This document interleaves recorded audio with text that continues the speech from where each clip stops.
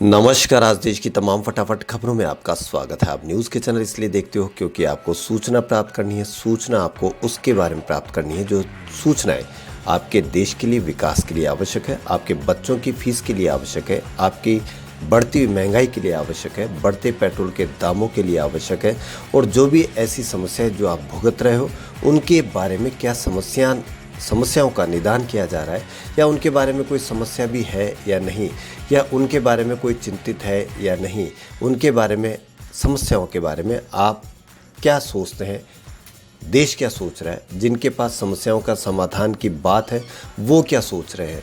अगर ऐसा कोई चल रहा है, ऐसी समस्याओं के समाधान के बारे में कोई बातचीत चल रही है तो आप अवश्य देखें, वरना लड़ाई झगड़े की बहस दिखाई जा रही है तो उससे आपको उन समस्याओं का क्या समाधान हो सकता है, या उन समस्याओं के समाधान के बारे में क्या विचार हो सकता है। अगर आपको लगता है कि अगर ऐसा हो रहा है तो अवश्य देखें, वरना ऐसे चैनलों को बढ़ावा दें जिनमें आपकी समस्याओं का समाधान हो। तो बढ़ते हैं खबरों की ओर। आर्यन खान की जमानत याचिका पर बॉम्बे हाई कोर्ट में आज फैसला हो सकता है। हाई कोर्ट में सुनवाई जारी है। गौरतलब है कि आर्यन खान और अन्य आरोपी की जमानत याचिका पर हाईकोर्ट में बुधवार को भी सुनवाई पूरी नहीं हो सकी थी।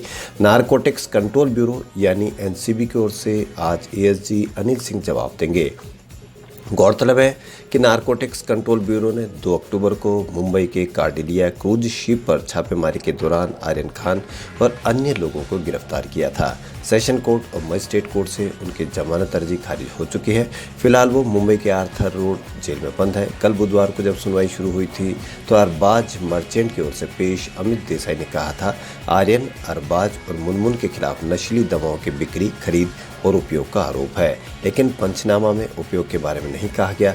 उपयोग करने के आरोप का कोई उल्लेख नहीं है। ये केवल व्यक्तिगत उपभोग के बारे में, इसलिए गिरफ्तारी पंचनामे ने ही साजिश की बात को खारिज कर दिया।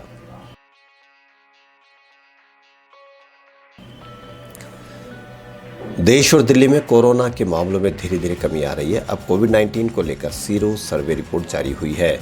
इसमें बताया गया है कि दिल्ली में 97% लोगों में कोरोना विरोधी एंटीबॉडीज पाई गई है। सीरो सर्वे में पॉजिटिविटी रेट दिल्ली के हर जिले में 93% से अधिक पाई गई है। दक्षिण पश्चिम दिल्ली जिले में सबसे कम पॉजिटिविटी 93.3%, जबकि पूर्वी दिल्ली जिले में 99.8 पॉजिटिविटी मिली है। पुरुषों की तुलना में सीरो पॉजिटिविटी महिलाओं की संख्या ज़्यादा है। सर्वे के अनुसार उम्र के हिसाब से 18 साल से कम उम्र के बच्चों में 88% में एंटीबॉडीज़ मिली है। 18 से ऊपर के लोगों में 97 से लेकर 98% एंटीबॉडीज़ मिली है। बिना वैक्सीन लगे लोगों में 90% और वैक्सीन लिए हुए लोगों में 97% से ज़्यादा में एंटीबॉडीज़ मिली है।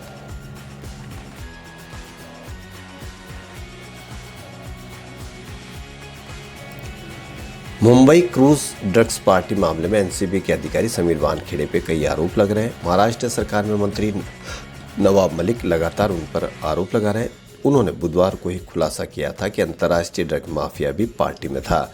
बताएं वह दाढ़ी वाले कौन है, एनसीबी उस पर ध्यान दे। इसे लेकर जानकारी सामने आई है कि कासिफ खान फैशन टीवी के एमडी है। उन्होंने ही कार्डियला क्रूज पर पार्टी का आयोजन किया था। कासिफ की प्रेमिका रुक्मणी हुड्डा के बंदूक के साथ कुछ फोटो भी है। यहीं पर एनसीबी ने छापा मारा था और आर्यन खान और बाकियों को अरेस्ट किया था। नवाब मलिक उसी दाढ़ी वाले शख्स की बात कर रहे हैं। नवाब मलिक ने आरोप लगाया कि ये समीर वानखेड़े के करीबी है।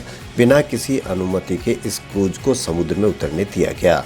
अगर एनसीबी का कहना है कि रेव पार्टी हो रही थी तो उसके ऑर्गेनाइजर को क्यों नहीं पकड़ा गया। कुल मिलाकर 13 लोगों को टारगेट किया गया, उसमें से भी कुछ लोगों को जाने दिया गया। यह सब सोची समझी साजिश है। इसके साथ ही जानकारी भी मिली है कि उसके पास इजरायली पासपोर्ट है। बुंदेलखंड में 2 किसानों की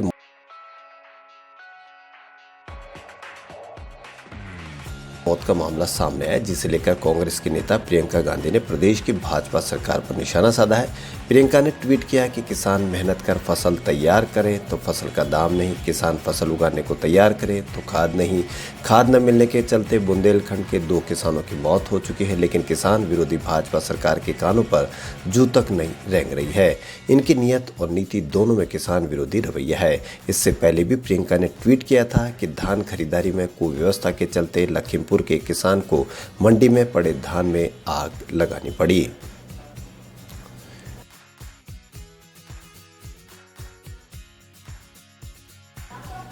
नीट यूजी के रिजल्ट घोषित करने को सुप्रीम कोर्ट ने हरी झंडी दिखा दी है। सुप्रीम कोर्ट ने 16 लाख परिणाम घोषित करने की इजाजत दे दी है।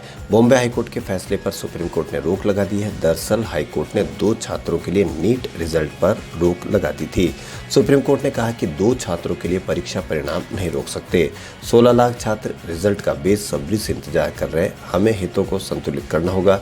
सुनवाई के दौरान जस्टिस एल नागेश्वर राव ने सॉलिसिटर जनरल तुषार मेहता को कहा कि हालांकि हम इस बात से सहमत हैं कि परिणामों की घोषणा को नहीं रोक सकते हैं, लेकिन दोनों छात्रों के हितों की भी रक्षा की जानी चाहिए।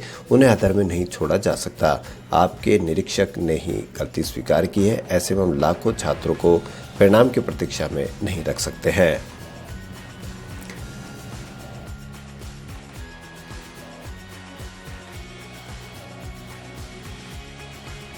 देश में पिछले 24 घंटों में कोरोना के कुल 16,156 नए केस सामने आए और 733 लोगों की मौत हुई है। रिकवरी रेट 98.20% पर है, जो कि मार्च 2020 के बाद से सबसे ज़्यादा है। कोरोना के कुल मामलों की बात करें तो ये 34,02,31,809 हो गई है।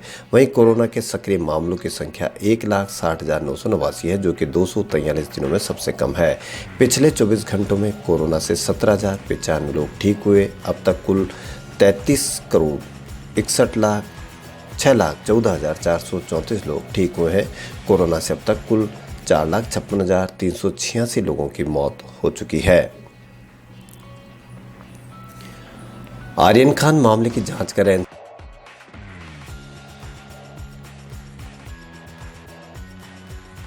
एनसीबी के जोनल डायरेक्टर समीर वानखेड़े ने बॉम्बे हाईकोर्ट में याचिका दाखिल की है। वानखेड़े ने यह याचिका उनके खिलाफ मुंबई पुलिस की तरफ से प्रभाकर सेल की शिकायत पर शुरू की गई जांच के खिलाफ दायर की है। वानखेड़े ने हाईकोर्ट से अंतरिम राहत की गुहार लगाई है। साथ ही इस मामले की जांच सीबीआई से कराने की मांग की है। हाईकोर्ट ने वानखेड़े को फिलहाल तत्काल गिरफ्तार करने पर रोक लगा दी है। हाईकोर्ट ने कहा कि गिरफ्तार करने से 3 दिन पहले वानखेड़े को नोटिस देकर सूचित करना होगा, लेकिन हाईकोर्ट ने मामले की जांच मुंबई पुलिस को ही जारी रखने की छूट भी दी है। इस सुनवाई के दौरान एक अन्य हाईकोर्ट बेंच में आर्यन खान की बेल पर भी सुनवाई चल रही थी।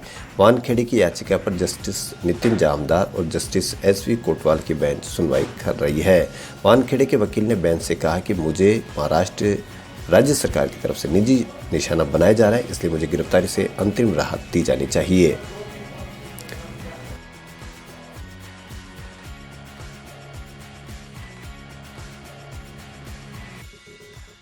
बॉलीवुड सेलिब्रिटीज के फैशन डिजाइनर सब्यसाची मुखर्जी को जमकर ट्रोल किया जा रहा है। दरअसल सब्यसाची मुखर्जी ने हाल ही में अपनी कंपनी सब्यसाची का एक नया ज्वेलरी कलेक्शन लॉन्च किया है। अपने इस लेटेस्ट मंगलसूत्र कलेक्शन के एड कैंपेन की कुछ फोटोज उन्होंने सोशल मीडिया पर शेयर की है। इन फोटोज की कहानी सब्यसाची ट्रोलर्स के निशाने पर है। सब्यसाची मुखर्जी ने एक फोटो के कैप्शन में लिखा है कि सब्यसाची ने इंटीमेट फाइन ज्वेलरी लॉन्च की है। पेश है रॉयल बंगाल मंगलसूत्र 1.2 और the Bengal tiger icon collection of necklaces, earrings और सिग्नेट रिंग्स 18 कैरेट गोल्ड में।